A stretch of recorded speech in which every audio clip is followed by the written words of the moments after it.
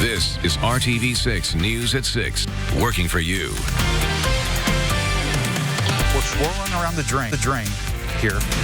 Things are going off the rails, and we need leaders to step forward and say, I am outraged by this. The head of the local police union saying Marion County's criminal justice system is broken and is actually contributing to the growing crime problem. Why he is saying this and what's at stake. Tonight, the mother of 3 children killed at a school bus stop could face a charge herself as the woman who hit her kids learns her sentence. The attack and the chaos in the courtroom. 8 degrees so far. That's the coldest of the season. Tonight, we get even colder. We'll talk about your overnight lows and a warm-up in time for the holiday. A local college football team playing for a national title is not Notre Dame, IU, or Purdue. Marion University has quietly built a powerhouse team now looking for their 3rd championship. But first up here at 6 o'clock, the House impeachment debate continues in Washington, D.C. right now. We provided live coverage all day long. And this debate is happening before the House vote tonight on whether or not to officially impeach President Donald Trump.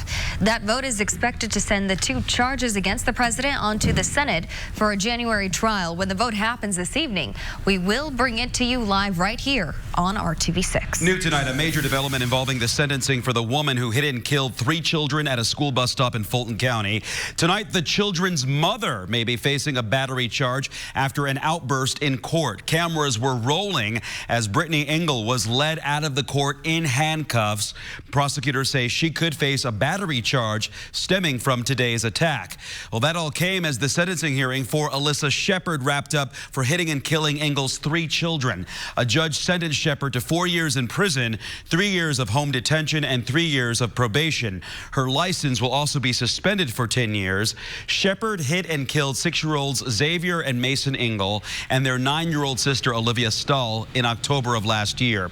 They were crossing the road to get to their school bus when Shepard hit them. Shepard was found guilty in October on all charges, including 3 counts of reckless homicide. We're really seeing a tsunami of violence, and nobody's saying anything about it. The head of the local police union is taking aim at the Marion County criminal justice system, saying it's broken and calling for change. He says the community correction program using electronic monitoring is ineffective and aids in the city's growing crime problem. RTV6's Stephanie Wade is digging into this issue and why the county is fighting back.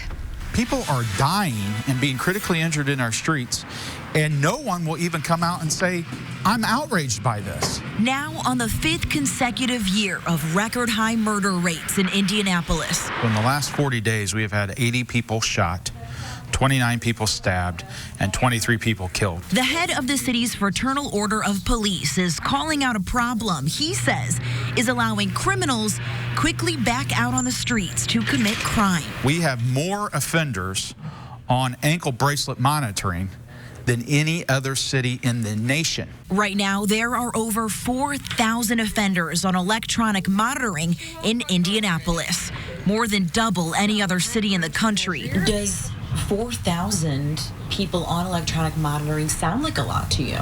It's not too much if you look at the fact that jail is a place to hold people, but it's not an environment where people with mental health issues, substance use issues, and some of those other criminogenic needs can address those needs. The Marion County Community Corrections Executive Director says their ankle monitoring program has evolved over the years, where now they have caseworkers that work closely with those individuals to address the root causes of crime and only send people to incarceration that are the least suitable to community supervision. How's that working out for us?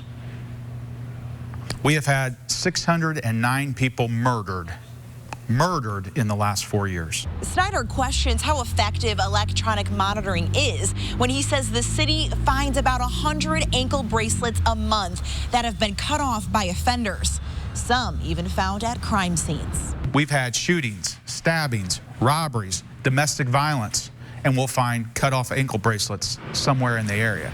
It's wrong for people to cut their bracelets off, but a number of those 100 that he's referencing anecdotally are people who have completed their sentences and are just not having it properly removed.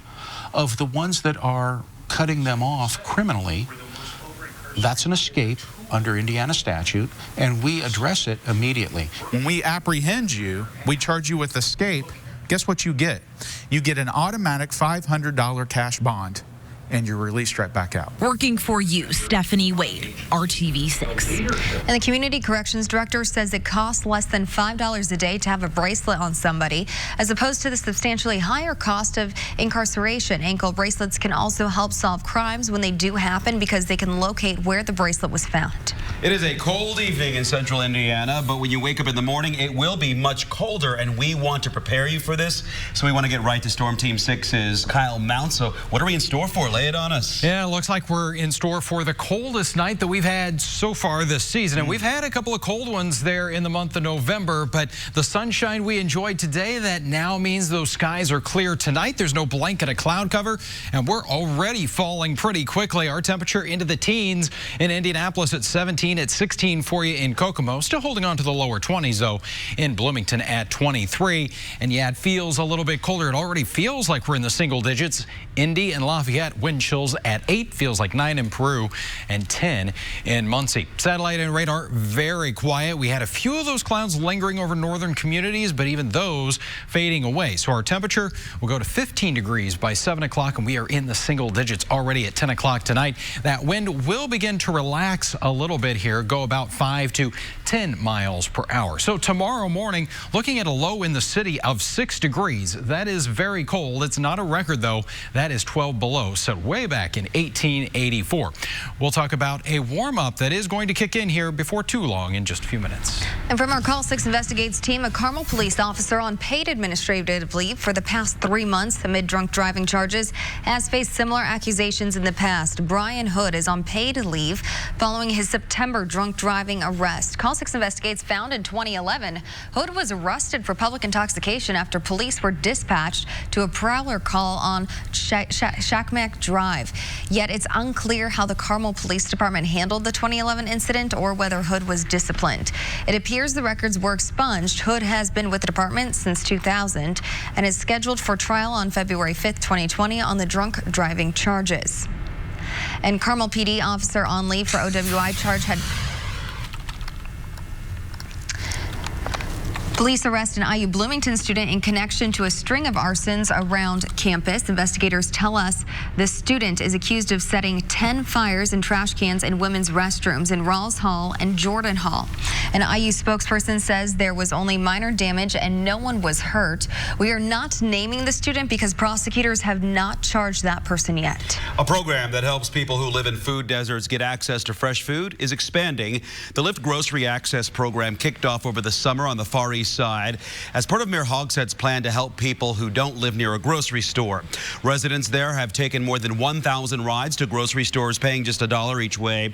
Today, the mayor announced the Lyft program will expand to the west side of Indy, too. Expanding the Lyft program today gives a boost to our local drivers in the gig economy and more children with healthy, nutritious foods in their homes during this winter break from school. It means fewer seniors struggling to choose between paying for medicine or paying for a ride to the grocery store right now. The Lyft Grocery Access program will serve residents on the west side in the area bounded by 42nd Street to the north, St. Clair Street to the south, Meridian Street to the east, and Riverside Drive to the west. Flu season is in full swing, and because of that, all hospitals in Marion County will be implementing temporary visitor restrictions to reduce the spread of the flu. Starting Friday, the temporary restrictions include no visitors with flu symptoms and no visitors under the age of 18. Visitors will be limited to immediate family as identified by the patient. This is all to stop the spread of the flu and to protect other patients. And right now, the CDC says flu activity is minimal in Indiana. On this map, you can see the Hoosier State is still in the minimal range, and that's even better than being in the low range. Indiana has had 3 flu-related deaths this season. Right now, the American Red Cross desperately needs blood donations. The agency needs all types of blood, especially type O. If you donate between December 19th, which is tomorrow, and January 5th, you will get a free long-sleeve Red Cross t-shirt, plus your donation could help save lives. We have all the locations where the Red Cross is accepting blood donations and times. That's up right now on the RTV6 app and the IndyChannel.com. You can also donate blood to the Colts Bleed Blue Blood Drive Sunday at Lucas Oil Stadium. That also happens to be the last Colts' home game of the season. The blood drive is happening from 8 in the morning until 3 in the afternoon. Again, that's happening Sunday. The blood drive is for the Versity Blood Center of Indiana. Well, we're shedding light on holiday scams every day leading up to Christmas. Why you need to be careful on the deals, the most popular items in stores. Plus, 2 local children with illnesses and disabilities have to deal with a lot every day. But today, they got a welcome holiday surprise. This amazing story coming up. 1 game to go for the Marion football team, but it's their biggest game of the year. The Knights talk about another trip to the national finals. That's coming up in sports. 25 degrees. That was the best we could do for our high today, but we'll nearly double that as we go through the next 7 days. I'll detail a big warm-up coming into central Indiana. You're watching RTV6 News at 6. At Ross, yes for less. This is RTV6 News at 6, working for you. Christmas is 1 week from today, and we are counting down the 12 scams of Christmas to help you protect your money and your identity. Now, we know there are some hot products holiday season out there that are quickly selling out, but before searching for them on unfamiliar websites, beware of counterfeit items. Mallory Sofaste shows us this 7th scam of Christmas. As soon as you search for something online, you may see similar ads show up on websites or your social media feeds. It can sometimes be convenient, but in this case, a consumer was sent something far different than what was advertised. Ray Madron, a retiree, wanted a new gadget to mess around with. I was looking for a helicopter, remote-controlled helicopter. And just like that, the perfect one showed up on his Facebook. It was a nice-looking ad. I mean, it showed it, had video of it and the whole thing. He liked the features, sounds, and remote control functionality. As an added bonus, the U.S. Army replica helicopter was 40% off. Ray bought it for $60 and waited 4 to 6 weeks for it to arrive. But when he received the package, it wasn't what he ordered. I was kind of surprised because it was a toy that was geared for 3-year-olds up. He thought maybe it was a mistake, then saw similar complaints on the company's Facebook page. And once they found out, there was a lot of people on there saying, do not buy, it's a scam. And they had pictures of the same product that I received. So he filed a claim with PayPal. They said that they were willing to do a partial refund of $29. It says right here in PayPal's purchase protection for buyers that if you're sent a product significantly different than described, you're covered. Ray pushed back, and PayPal agreed to give him a refund if he mailed the product back to the company in China. When I went to the post office, it was $33 to send it back to China, or I went to UPS just to compare, and it was $100 at UPS. Not wanting to risk losing more money, Ray accepted that his money was gone. When you find these products and the price is too good to be true, in this case, they really are. The Better Business Bureau has received thousands of complaints about counterfeit gifts. They can be hard to spot online, especially when bogus sites use real photos, but price can be an indicator. There are unique items, there are high demand items. We find them on a website, we find them for less than what we know they normally cost, and we send them our credit card information, order the product, and we get not just a counterfeit, but a much inferior product. Ray said the same ad has popped up on different websites, and he wants to warn others tempted into buying the high-tech helicopter to do their research or risk overpaying for this piece of plastic. Ray also recommends people use credit cards when buying items off unfamiliar websites. And we reached out to PayPal. They sent Ray a full refund. And PayPal does offer to cover return shipping, but they only reimburse customers up to $30 with a max of 12 claims per year. And leading up to Christmas Day, we are highlighting a different scam thieves like to use this time of year, and we'll show you how to avoid them all on our website, theindychannel.com, and on the RTV6 app. Family with 2 children with illnesses and disabilities can have a tough go of it with everyday life. Yeah, and that's why this holiday surprise was so welcome. I don't know if we can beat this Christmas present. Anything that excites him is what excites us. 8-year-old Leighton and 10-year-old Laia Cox have both spina bifida. Leighton also has autism and is nonverbal with feeding complications. Both boys have had to overcome a lot in their lives, so their family was chosen for a surprise trip to Orlando from the organization called Baking Memories for Kids. The founder helped with the surprise today. And we saw your application and we said, this family, we need to say yes as quickly as possible. You guys were one of the first families we called. And I will just never forget the call when we spoke to you guys. And Baking Memories for Kids has the mission of selling cookies each year in order to send a special little boy or girl on the trip of their dreams. The group made sure the family is staying at an accessible hotel so the boys can do everything they want to. Nice to see the return of some sunshine this afternoon, but it looked nice as you looked through the window. Outside, it stayed cold. Temperatures only making their way into the middle 20s. Right now, it's 17 degrees. Still a little bit of that northwest breeze, but at least it's under 10 miles per hour right now. Still, that's enough to give us single-digit wind chills. Cold front is sliding off to the south and east. High pressure building in, so that keeps our skies pretty clear and our weather very quiet, not only tonight, but the next several days. 8 degrees is what it feels like in Indianapolis. Feels like 8 for you in Lafayette and 10 in Muncie with that temperature of 20 degrees. Well, we've got that snow on the ground. Not going to add to it tonight, but that, along with a mostly clear sky and a light wind, that's the recipe for a frigid night. And temperatures are going to be dropping down into the single digits in many spots, especially where we picked up over 7 inches of snow near I-70. So 6 in the city.